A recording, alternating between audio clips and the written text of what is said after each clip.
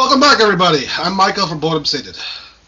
I'm Boris from Boredom Sated. This is And the I would second. like to begin. Well, I would like to begin. Please subscribe. Please hit the like button. Please leave messages. Like 90% of the viewers are not subscribers. If you subscribe, we would just greatly appreciate it. Thank you. Yes. And hit the notification button so we get you're notified when we put another video. We do it pretty regularly. Okay, back to back to us. I'm Michael from Boredom Sated. Boris from Boredom Sated. I'm Boris. And we are. This is the second part of our Richten's Guide to Ravenloft videos. And this one, we give our actual review of this product. And the first one was basically a content, an overview. This one is our review. I will. I think, Boris, you start first. What did you think of the chapter 1, the characters? This is the character creation, lineages, subclasses. So I have to say, Lineage is the first book that have the lineages. Yes. They're not bad. I mean, I see what they're doing with them and how they are working with. Yes. For Dungeons and Dragons, it is not a bad idea. We have these in. If you play Pathfinder 2e, there are very similar and all of that. But I have to say that they were in line with the environment, Ravenloft, and they did give you the appropriate bonuses as you would expect from these type of lineages. So overall, the lineages are, I would say, not bad and interesting the way they're doing them. I am actually surprised. I liked, obviously, the Vampire is great. Hexblood has a good flavor to it. And the Reborn, obviously, you're going to get... that's how you play an edgelord. It's like, oh, woe is me, I come back from the dead, blah, blah, blah. I'm now haunted, blah, blah, blah.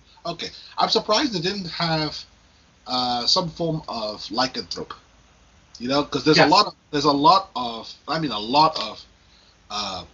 changelings and lycanthropes in Ravenloft. There were tigers, there was were-panther, were-wolves, all sorts of. There's a loup-garou. There's a lot of them here. So they're like surprised there wasn't at least one of them. Like say some sort of lineage where they would like you survived being bitten by a lycanthrope, but you're not completely off. The curse isn't fully grasped, but somehow you were one of the rare ones that didn't fully turn.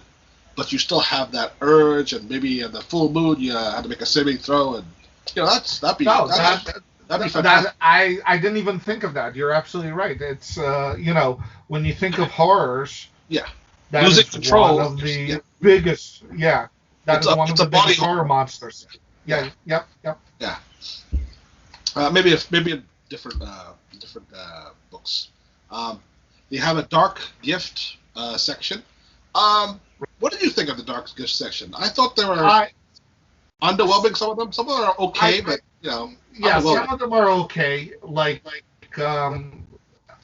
Especially the one I mentioned in the previous video, the symbiote. Just because Spider-Man fan, but I would have to say majority of them were like, I don't have to grab it.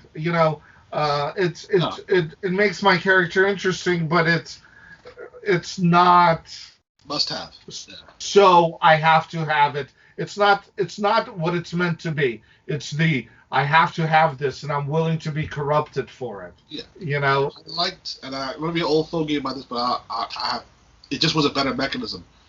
In the original second edition one, and I think maybe in the third edition, they had a progression of corruption. They give you a dark gift, and as your alignment shifted, the gift became more powerful, but the detriment to use that gift became also more detrimental. And eventually, in the old days, you can even become a Dark Lord. Of course, that means you're an NPC, but it's there. You can slip the path of corruption, and that's completely missing from this dark gift stuff. It's just overall I felt there were a few that were okay, but it wasn't not a single one of them. Maybe Sadly. the symbiote, but that's because I'm weird. Was like I have to do this. It has to be, I have That to fits in. grab a, Yeah. Yeah, that fits in certain types of genre because they have like a steampunk horror type of domain as well. There's actually more than one. All right, let's move on to chapter 2. What we liked and disliked about this one. Well, we didn't talk about the subclasses. Oh, I'm sorry. Yes, the spirit. Well, I already said the spirit bar is great. The Right, bard the spirit bard, is fantastic. I like the ability of what the variability of and the versatility of that what they can use the inspiration dice for. And Right. consult the spirits. Like, well, some of these things actually give you bonuses and stuff. Oh, great. Right, and because of the way they presented the bardic inspiration, it really gave you that push to go single class, which I haven't seen in any of the real other subclasses. Yes, you're going to sacrifice your max level ability and all of that, but in this case, the last ability, Tale of the Mindbender. You invoke an incomprehensible fable from an overworldly being. The target must succeed on an intelligence saving throw, which is, unless you're a wizard, is a dub stat pretty much for everybody else. Yes. Or take psychic damage equal to 3 rolls of your bardic inspiration die and be stunned until the end of the next turn. That is really powerful. At that level, it's probably like D12s, I think, at that point. Yeah. Yep. Yeah. So 3D12. It's not bad. Yeah. It's for one bardic dice. Yes, it's actually pretty nice. No, but the big effect is being stunned. Yeah, that's true. Let's see. Oh, and then of course there's the Warlock. This one was okay. I didn't think it was so outstanding. They had little things here and there. There was one thing, however, that I did like. When you get to the 14th level spirit projection, one of the things is you're never going to be trapped again if you're a Warlock, because you could basically do the Doctor Strange astral projection thing up to 1 hour. But here's the thing. It's not the abilities inside. It's basically, we're trapped somewhere. Well, don't worry about it. I'll phase through. So long as I don't stop inside of a solid object and take force damage for doing so, I can keep phasing through. I can get out, and they have the option. This is why it's so amazing. I can either return the spirit to my body, or my body can reform around my spirit wherever it ends up. Yep. That's fantastic. That's like, I can either travel anywhere I want, or I can get help, or anything, number of things. You know what I'm saying? That's like one of the most, hey, this is nice. Right. I mean, it definitely has a really great power, but the rest of it is okay. Well, I don't like the necromantic explosion. Can only be done every 1d4 long rest. I mean, what the hell is that? I can explode once, and then like from 1 to 4 days, like that's terrible. Right. But yeah, the cons about this section, for me anyway, was the sheer number of tables again. This is going to be there's tables set in every section, which is ridiculous. This is that's one of the things that that'll be growing. You're gonna get throughout this video. You're gonna hear this complaint, but unfortunately, it's right there. I understand some of the tables were necessary to create a better encounter, adventure, whatever else. But there were just so many tables in this book, throughout this book, that it just bogged you down. It's like, reading some of these tables, are these essential? No. A lot of these like adventure ideas literally are like, this is what a dungeon master is supposed to do. That's the job of a dungeon master, is to come up with the stuff, not be basically spoon-fed the plot lines. It's like almost as if, I'll get an analogy, if someone gave you an apple, but instead of actually giving you an apple, they decided to peel it, core it out, cut it into pieces, and put little sticks in it so you don't know what the apple actually looked like. So when the first time you ate it, it's like, this is great, what is it? It's an apple. Oh, it looks like this? And then from then onwards, when you look into the supermarket trying to find the apple, you can't find it because you don't know what it looks like.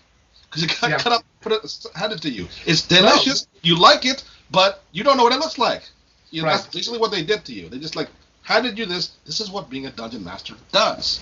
That's your job, to be creative. Right. And they just simply, just so much. It just took up space. Right. I mean, it would have been better even if they didn't say roll a d6, but say these are. Let me give you some ideas. Yes. Not roll a d6 or a d8. Let me give you some ideas, and then if you want to think of something else, go ahead. Yeah. So moving on to the second chapter, creating dark domains and dark lords. This gives you the basics for that. But it's really the genres of horror that take up the majority of this chapter, and once again, more tables.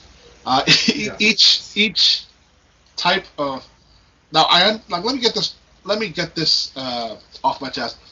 The first table in most of them are basically the type of monsters that are related and that can be utilized in this subset, this subgenre, whether it's cosmic horror, whether it's gothic fantasy, all that. That's perfectly fine.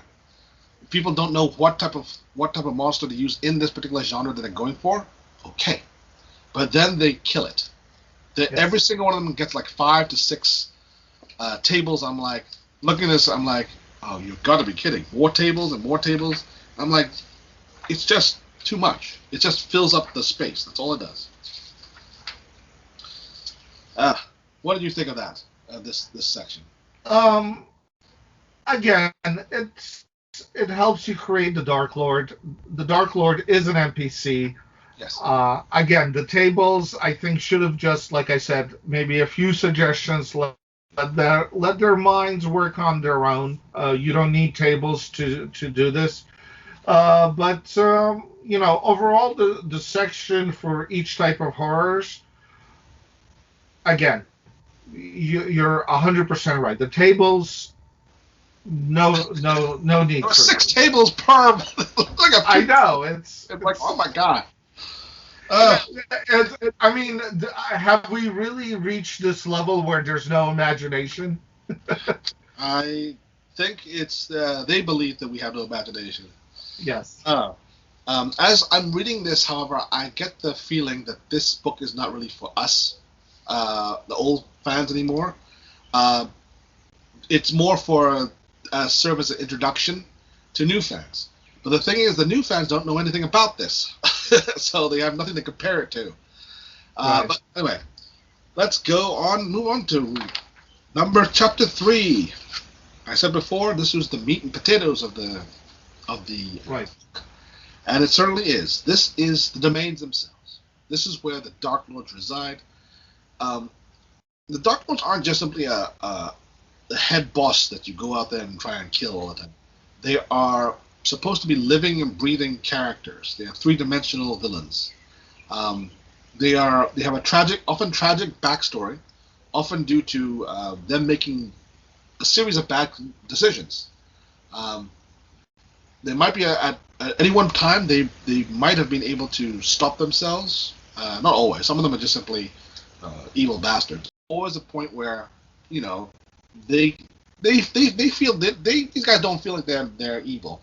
A lot of them, the best villains are the ones who believe they're the heroes of their own story. They're just doing whatever it takes. Right. And the first 17 domains here. Okay, I'm going to say this as an old school fan of the original stuff. All right, I have almost every single. I think I have every single 2nd edition book and a lot of the 3rd edition books. I was so looking forward to the statistics of 5th edition Dark Lords, and they don't have a single one in this entire book. They're all to just say, oh, use this template, use this, use that. I'm like, for Anchorpods the Mummy, which we did a video on, just says use greater Mummy Lord. I'm like, right. We did that, but I'm like, that was just a stopgap measure. You didn't actually do anything with them. You didn't give them any legendary actions unique to them. You didn't give them any lair actions. Right. And they didn't. And a lot of You're absolutely right. You're 100% right in that. So what you're telling me is, if I fought a vampire, I fought Strahd? No, you've never fought Strahd. If you fought vampires, it's a totally different engagement.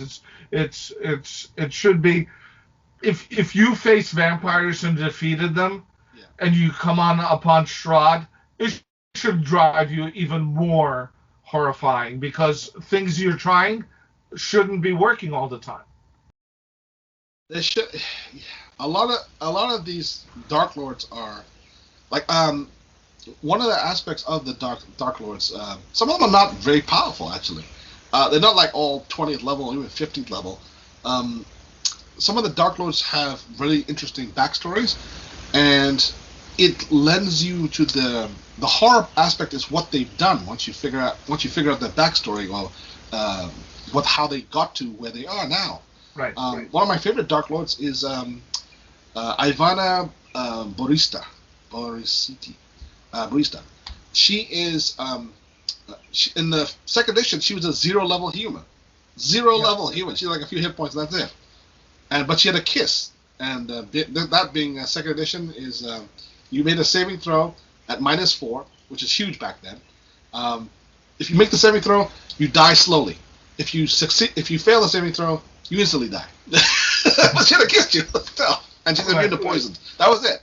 But that was like interesting. Like, oh wait, this is not only a low-level creature, sort of, but still has can threaten a more powerful party if they're not careful.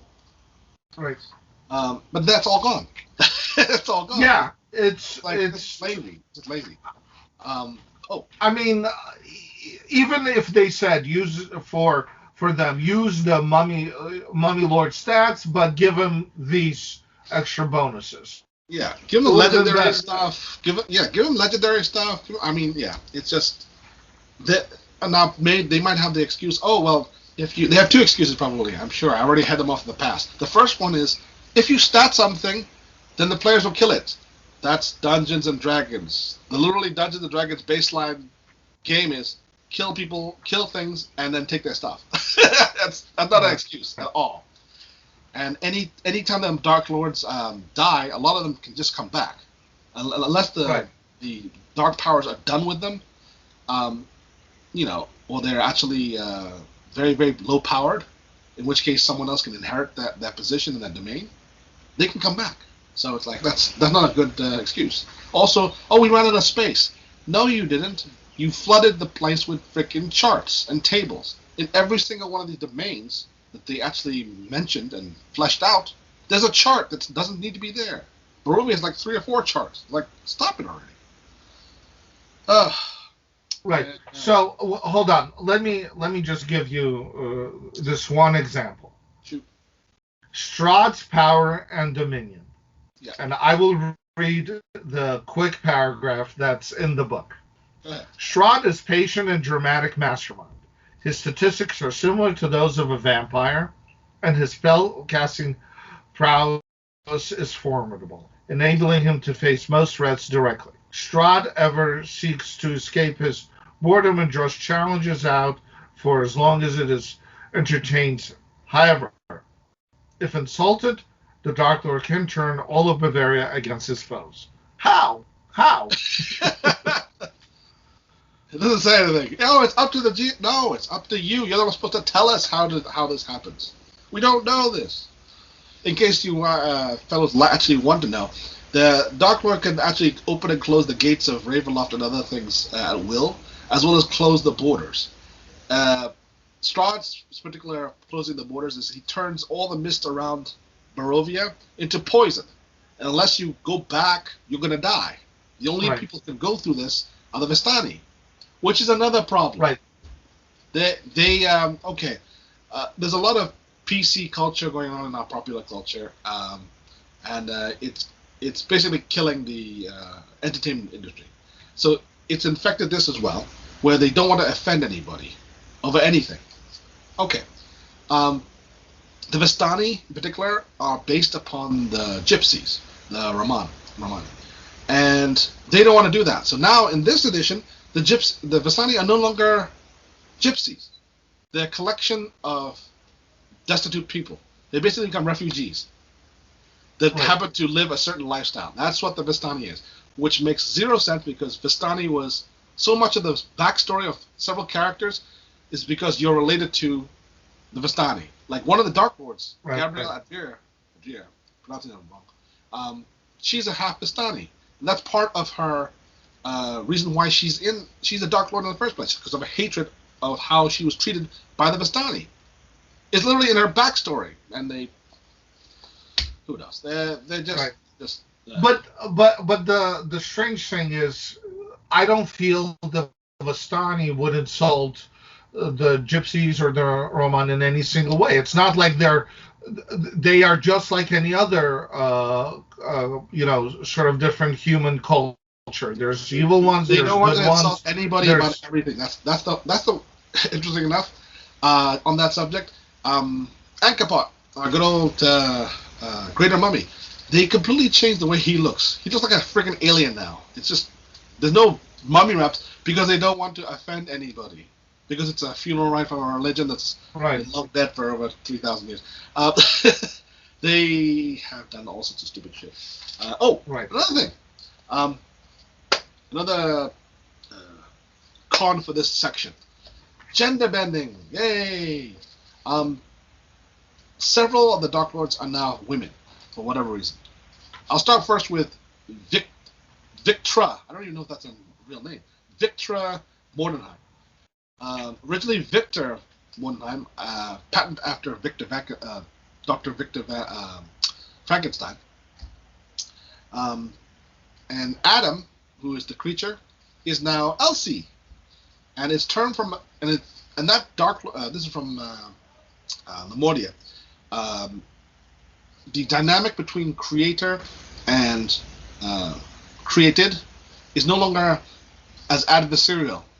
Now, Victra, I thought she was originally the daughter, but no, there's no Victor. They just simply rebooted the entire thing with these female Dark Lords, which is not a bad thing. I'll get to that in a second. But now the relationship is of unrequited love. Elsie is not evil. She's just horrified for being made into a flesh golem and is just running away and hiding with a glowing E.T. heart. Right. While Victra has got some fantastic abilities that they highlighted. Construct, which is an amazing ability considering. But she can't remake that heart again, and she's obsessed with recapturing Elsie, who was supposed to be her love. And here's the first lesbian love interest. That's fine. That's great. However, it completely changes the dynamic of the relationship between creator and created. It's no longer adversarial. It's like one's hunting the other, but not for the same reason. I mean, if you're going to do that, I would have suggested just simply have the original Victor and Adam, and then this be his daughter that took up his mantle or is working on this, and then this or just a separate domain separate domain. Yeah. This one really pisses me off, however. Vlad Drakkon, which is the Dark Lord of Falconia. He is a Vlad the Impaler, basically. He's a mercenary, but his favorite form of torture is impalement. Okay, while he eats dinner. Okay. They changed it to Vladeska. I'm thinking really? And instead of a military regime, of the people are scared of him, she's under siege by zombie hordes. That's literally the whole thing. She's under siege by zombie hordes. I'm this completely changes the whole thing, makes it into a supernatural domain. In the original, it was the inhumanity of man itself. That was the driving force. I don't mind if these female Dark Lords exist. Change their name, move them to a different domain, and then carry the story on. That's fine. But don't gender bend an established character. It doesn't do anything other than make you look derivative. You know, it's Right. you can't think of your own stuff. You have to bounce off something else. That's the rant over as far as the gender bending stuff. It's just Yeah, not necessary. yeah, I think you're right. I think they were forcing it because they wanted to limit and do that when you don't have to, because new domains are created all the time in Yeah, Ravenloft. You really could have left the originals if you didn't want to present them because you wanted to present the new ones. It's perfectly fine, yeah, but you shouldn't put them in the old realms yeah, where we already have such rich history. yeah. Oh, one more thing I want to mention as far as that goes. Um, they had a they had I don't know if they race bended what's his face Harkin Lucas. The original Harkin Lucas looked like he was a white guy, very much almost like a musketeer type of thing. He was a bard basically, but he's a wolf wear. A wolf wear is a dire wolf that can turn into a human, as opposed to a man that can turn into a wolf. They're a race, they're chaotic evil type of thing. But this one, they they race bended him to African American, which is fine. That doesn't change. But they took away his ability to become.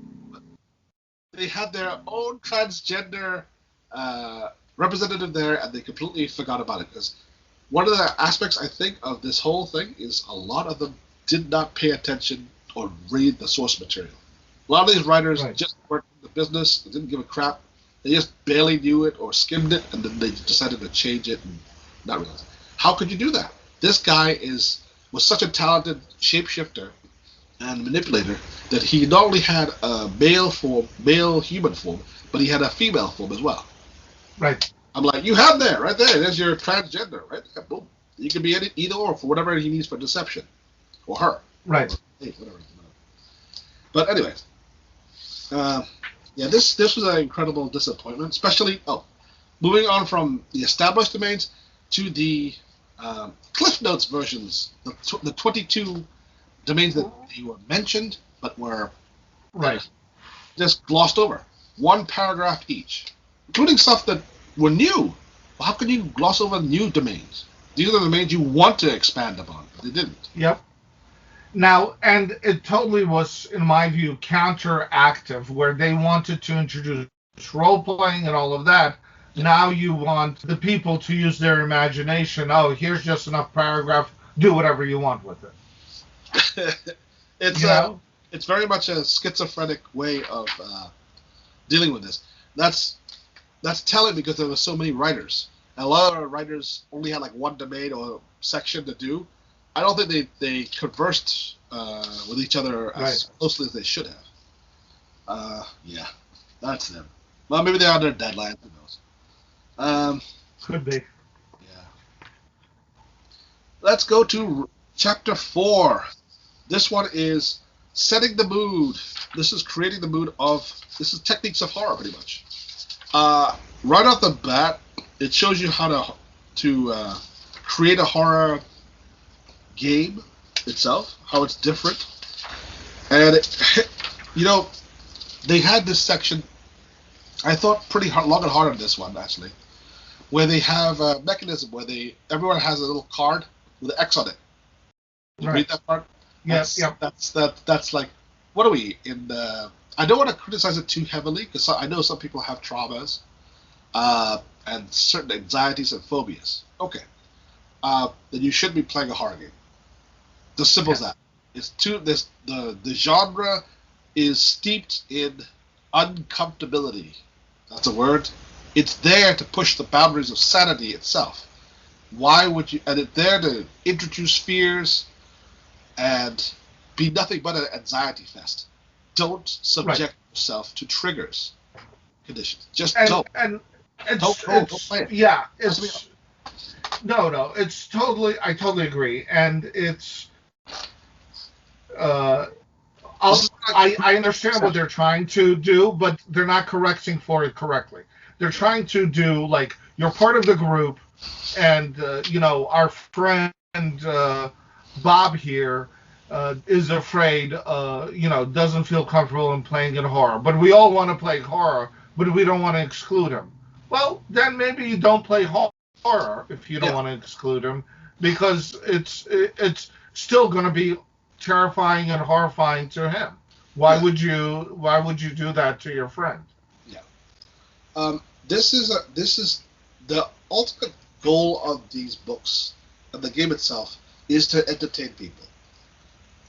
If you want to be more public, I'm not sure civic-minded would be the term, uh, then put an M rating on the book.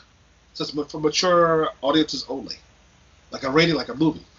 Right. Put a very bold warning. This contains supernatural horror elements that could trigger, and anxieties and phobias. If you suffer from anything like that, don't play this game. Simple as that.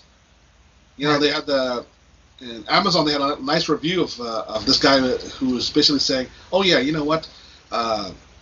He had a little dialogue between the dungeon master and several players who basically abused this is an Amazon rating, Right. and they put like an X for this and X for that. I'm like, eventually he just said, "All right, we're done," because he couldn't get anything done because everybody was triggered by something, and it was Right. like, just put an X up on it. It's just stupid. You're here to entertain, not preach. Right. Do your job. All right. So let's see. We're still on 4. So let's see.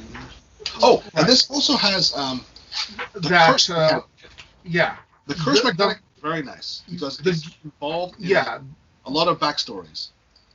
This is Right. how a lot of Dark Lords actually became Dark Lords in the first place. They got cursed after doing something really bad, often killing somebody that they shouldn't have done.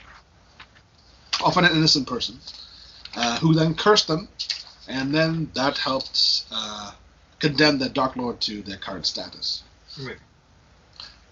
And this chapter also ends with the House of Lament adventure. Now, this is basically a ghost story, and they have a seance on how to utilize it to find information. There are certain spirits that have conflicting goals.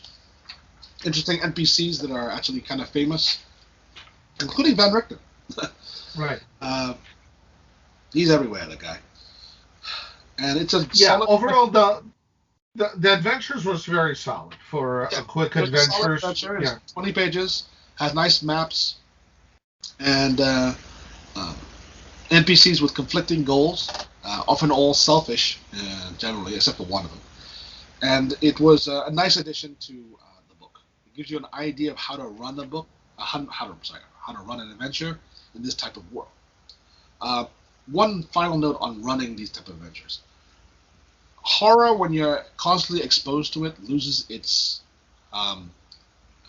surprise, novelty. It loses its novelty, and that's true of anything. One of the beauties of Ravenloft is that the island. When you enter Ravenloft, of course, there's the chance that you're trapped there along with everybody else. But you can so long as the lord of the domain hasn't closed the borders, if you walk out, yes, you can go and enter another domain, or you can walk out back to your own world. That means, as a game mechanic, the dungeon master can test you to go into this horror game for 1 or 2 sessions or 3 sessions or whatever, and then if you liked it, you continue. If you don't like it, you can always leave. Well, Exactly. theoretically. Yep. And the sort of growing on you, the horror is sort of left. I think it's a clear picture with the Walking Dead. By the time they hit season 4 or 5, it's like, Yeah. I'm not afraid of the zombies anymore. I'm afraid of other humans. Yes, pretty much the real monsters are the humans, and what they do to each other when it's a post-apocalyptic. Right. We're the real monsters. Yeah. Okay, and finally we're now at chapter 5. The monsters. Sad to say, this is probably my favorite part of the entire book. Quite honestly, that and the first part. They're monsters. They did nothing wrong. Right. And just like I mentioned in the previous video, I mean, my favorite is still Brain in a Jar. It's just such a role playing entertainment because the way you can its capabilities. You just you walk into this room of a mad scientist with all these brain in a jar, and one of them is just zapping you with a shield touch or mind blast, and you don't know which one, and you don't know who's doing it. Yes, I like my favorite. I think is the Headless Horseman, the Duhalain, sorry. Right. Just I remember if there's a movie you want to evoke for playing Ravenloft, it's Sleepy Hollow. Tim Burton. Right. Tim Burton gets it right with the gothic horror type of thing.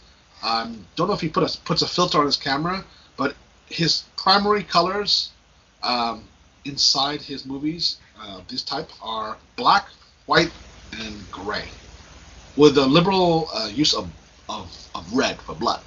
But it's very, very grayish. Everything looks like it's on a cloudy day, right. And it sets the tone and the atmosphere.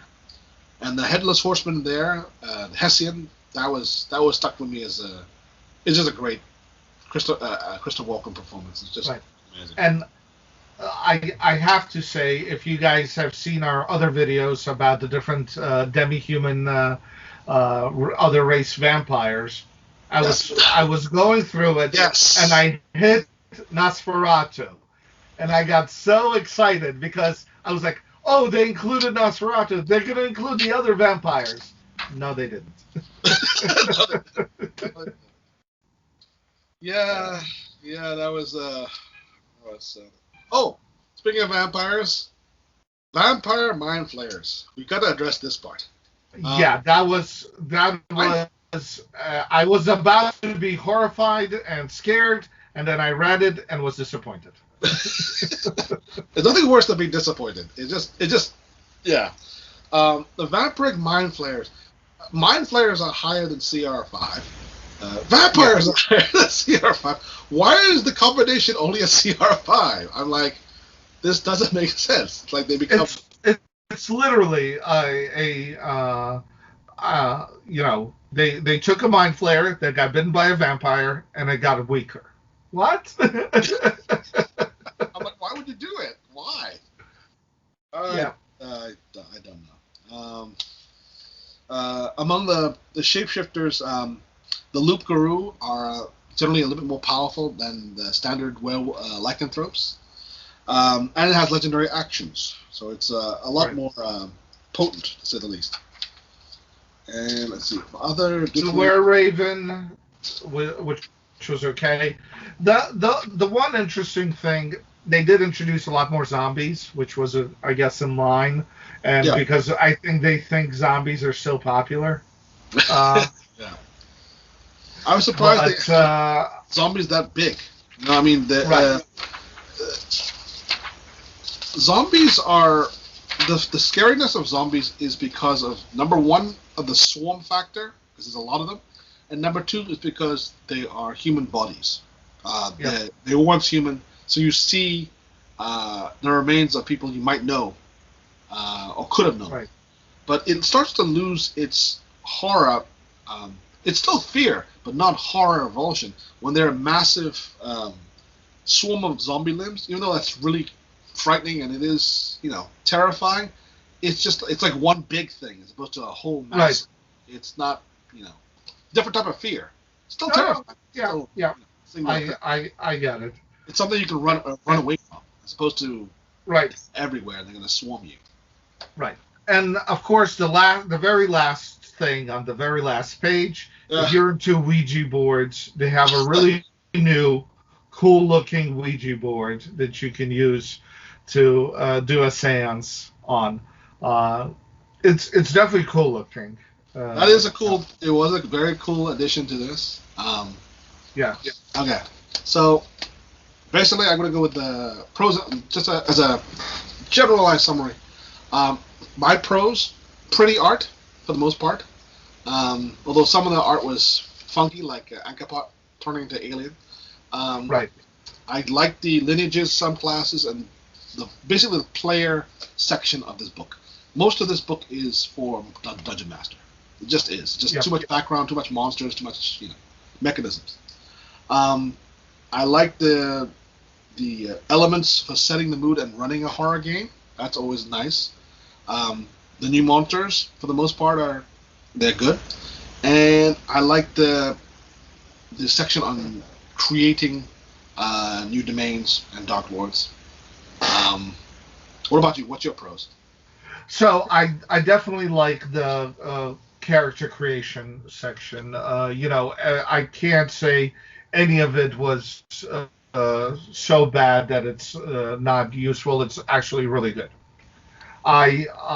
Creating the dark. I agree. The creating is, in my mind, is just okay. It's not. I really thought it needed a little bit more.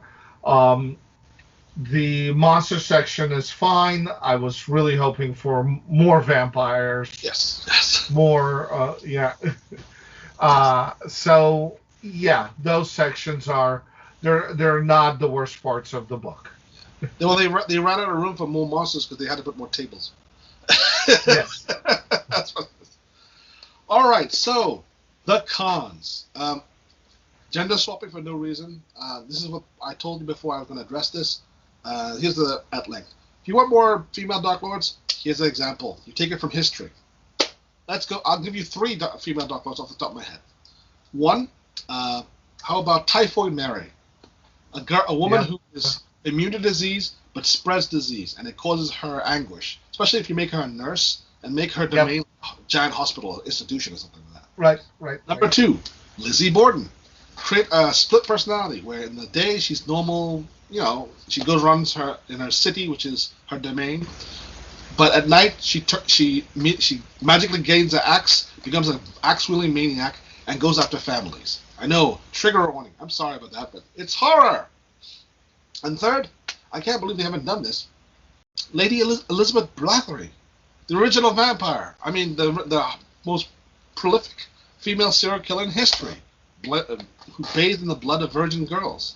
I mean, that's literally, and she was boarded up. She couldn't be, because she was Hungarian noble, I believe. She couldn't be executed, so they just imprisoned her in a tower, and she died a couple of years later. But I mean, that's perfect. There's 3 female Dark Lords easily. And if you want to go more, we have more minorities, whatever it is. How about this? A samurai lord who has to kill people of his family members in order to continue to make himself live, or continue on the immortality track. An emperor from China who seeks out rare herbs, spices, and on top of that, the body parts of certain rare animals or perhaps people. Now, I would like to say, I mean, those are all great, but you can just dive into the horrors of the continent. African continent has amazing horror stories. The Chinese have amazing horror stories. The Japanese, the flying heads, Asian. That's amazing horror stories. Yeah. You can get, it's all over the world, and they didn't introduce those aspects in there. I'm hoping maybe in the second book, but you can have domain on those items too and introduce all of that, and they just didn't. No, it's what it is. They have changed a lot of the established backstories that didn't need to be changed. Right. Anchorpods Backstory was kind of plain. Original backstory was kind of plain. He's just a bad guy. There's no redeeming quality or tragedy to him. He was destined to be a Dark Lord. In this one, pretty much the same thing, except his story was somehow even worse. It's just more boring. Right. So they didn't make it more compelling. It just simply didn't. No. Let's see. Other weird things were, again, too many freaking tables. My God, how much? I think they wasted at least a quarter to a third of the book on freaking tables that were unnecessary. That's what being a dungeon master is, being creative. And of course, lastly, this is the one I'm going to still be pissed off even after today. You didn't stat any of the Dark Lords, you lazy bastard. Yeah. What are your comments? I agree with everything you said, and it's just something that is so rich, and they have so much material they could have reused, and added significant value to it and extended it, and they just did not. So I'll begin with the rating. Okay. Because I liked the monsters, because I liked the character section, and this really pushed my rating significantly. The Bard class being one of my favorite subclasses Yes. in the whole game. I'm gonna give this uh, a 4 out of 10. Okay. Um, the reason I'm going to give my rating is the things I liked about it. On the whole, I liked again the player aspect, the bard and the vampire. I liked those two. That gets 1 star right there. I liked the new monsters. That gets a 2nd star, and I liked the elements for creating a horror campaign or adventure.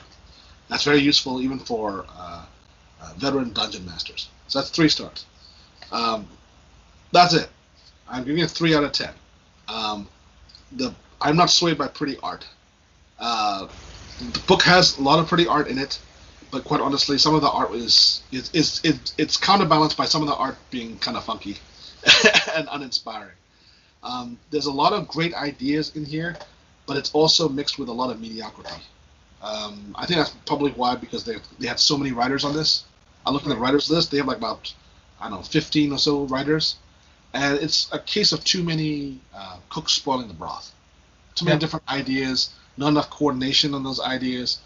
It could work on Ravenloft generally because the domains aren't always like linked together. They're from different worlds. It's a patchwork of different domains. I understand that part, but they miss a lot of the. It seemed like a lot of them didn't read the previous iterations, and they were just better. It was just better. I mean, some ideas were really nice, but it just seems like they dropped the ball on this one. Yeah, I definitely agree. I mean, they were moving, I think, in the right direction with more role playing ideas. If you've watched any of our previous videos, we always have a complaint of that. But overall, from what the way we looked at Ravenloft, the way we played it in the past, how we utilized, I was very, very, very disappointed. Yes. So yes, that's our review of this book. It has some good ideas, but it also has a lot of unreached potential. Let's just to put it bluntly. A lot of stuff was injected into this was unnecessary. There's a feeling that they tried to reboot this in some shape or form, but they still had it was incomplete because they still had conflicting stories from the previous iteration. They still mentioned stuff like the Grand Conjunction, Right. but they completely changed things around for no reason other than for some I think just because they could, quite honestly. Yep. And that's always going to ruffle the feathers of old school fans. I mean, I try to be adaptable and understand why they would change certain things. If it makes things more interesting, or at least significantly different enough to justify the change, okay, fine. But a lot of them just weren't. They just didn't improve on it. They just changed it for the sake of changing it. And No, I don't like that. I definitely agree. So that's our review of Ravenloft's new book. Please don't forget to subscribe, give us a comment, dislike, but give us a comment, and tell us what you would like to hear next. And don't forget to hit the notification so you know when our next video comes out. I'm Boris from Boredom Stated. I'm Michael from Boredom Stated. We'll see you Enjoy. next time.